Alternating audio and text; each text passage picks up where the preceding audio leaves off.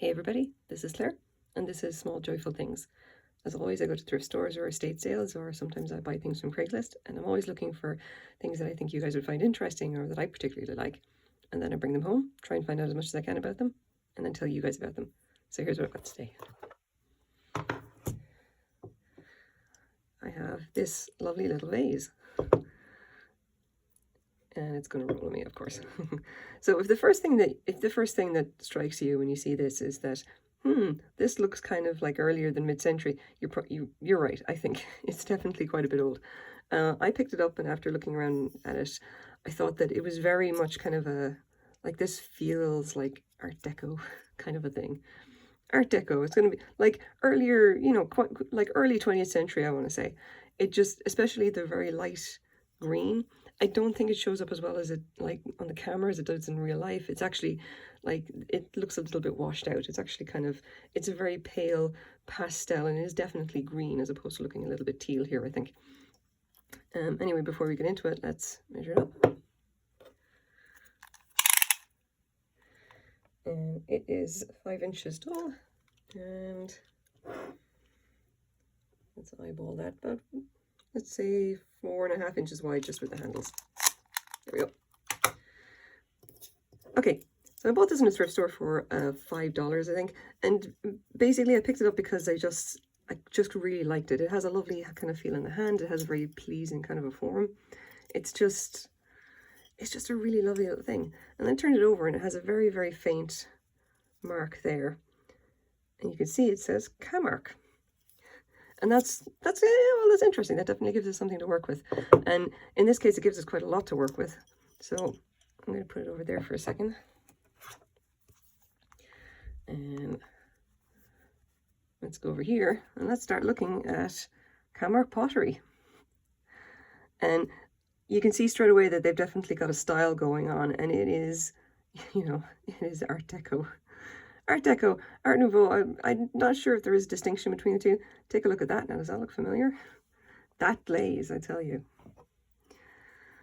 And there's the form.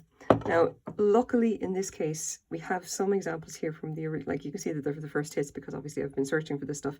We have some examples here from original catalogs by Camark. And I was lucky enough to find this one here. And you can see, if you look right down here, number 561. That form is what we've got here. Fabulous. Lots and lots of information, happy to say. We've even got a collector's book here. But anyway, short history. Camark is a company that was based out of Arkansas and did American art pottery movement, the American art pottery movement during the late 1920s. It began with one guy, and availability of glaze and other important resources, blah, blah, blah. And based on luster and iridescent finishes by John B. Lessell. This guy died fairly quickly on in the 1920s, if I've read through this quickly. Now, there is a massive amount of information here about Camark. I'll be linking in the description if you want to take a read of it. The thing that kind of interests me is, like, exactly when is this from? And, can we get any more information about, like, like where did the form come from? What's going on with it? Well, I actually found it in my reference book, so I'll just grab... Oop, don't bump the camera. Oh, sorry, we're breaking out the book. Swap things around a second. Really obvious, but I don't have a whole lot of space, unfortunately. Camark. I'm just going to put that over there so I don't drop it. Now, this book is... Nanner's Encyclopedia of U.S. Marks on Pottery, Porcelain, and Clay. Highly recommend, by the way. It lists everything by company, and the book is about 2 inches thick. There's a lot. But here's where we go. Camark Pottery. Camden, Arkansas, founded in 1926. And we have here some examples of the mark. This is the one that we are interested in, mark number 5. And it doesn't give a whole lot of information. It obviously says that this mark up here, the logo was used from the 1920s, but it doesn't give us anything else on, like, this particular mark. Only that I've seen some other examples where this was actually cut into the clay in the base. This, however, is impressed, as in it was actually stamped into the clay. And you can see here that the glaze is on top of it. Anyway, do we have anything else here? Marks for use in pottery, blah, blah, blah. All it says is number 5 was impress marks on pieces. Yep. Not helpful. Just really not helpful. But that is not to say that I don't have any information. I'm just going to put this book down.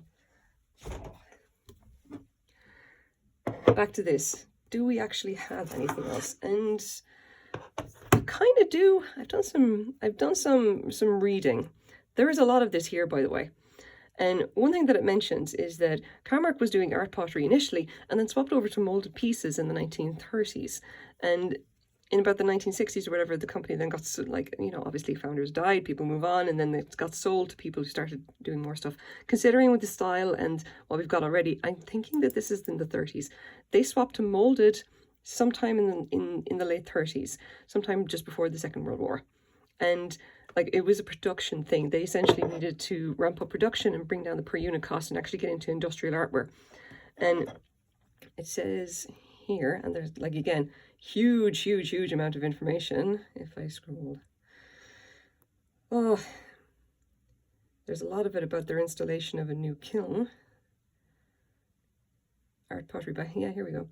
As the decade came to a close, a focus on art pottery by hand methods changed, and this ended Camark's second art pottery phase. Yeah, so the need to decrease overhead and raise production. The Depression began to affect sales in the early 1930s. So Camark increased its production with mass-produced molded pieces with simple cumber combination patterns, rose green or green overflow, blah, blah, blah. Most of the ceramic shapes typically possessed no artistic influence, and notable exceptions are Art Deco forms in the early 1930s. Simple color combinations, Deco forms, third art pottery phase. Yeah, so it kind of, like, this kind of gives us an idea that this is probably the 30s somewhere, and I tend to think late 30s, especially when we're actually looking at, like, the catalogue itself. Like, these look like very standardized forms. The other thing about this is that you can actually see the mold seam there. It's just this very faint dark line on the glaze, and you can't even feel it. It's just that very slight look. You can even just barely see it there. So this is a molded piece. Again, 1930s. So if you want to go and have a read over this, it gets into a huge amount of information about Camark themselves. But what are we primarily interested in? What is a piece of 1930s pottery like this actually worth? Now, I'll just swap over here. The good news is that the market for Camark isn't actually that bad, considering, like, how old you're. The prices vary literally all over the place depending on, like, the popularity and everything. I haven't seen many of this. There's a massive range of stuff, and the earlier stuff, like the stuff that's actually hand thrown, definitely tends to go for more, except for the little cat figurines. This is a little cat. Let's just see if you can see it here.